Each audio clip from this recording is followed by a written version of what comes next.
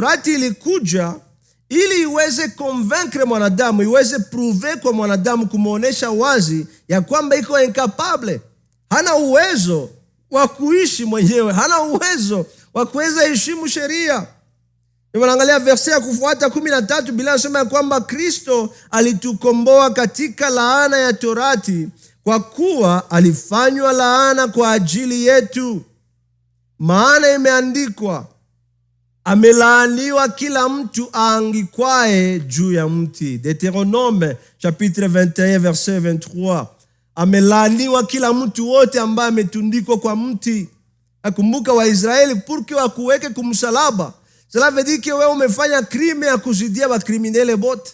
Parce que normalement ba Israeli purke wakuwe walikuwa nakuua na majiwe. Lakini kriminele wa nguvu walikuwa namutia kumsalaba, apre kumpiga majiwe wanampandisha yulu, kila mtu aone usifate njia za huyu amelaaniwa.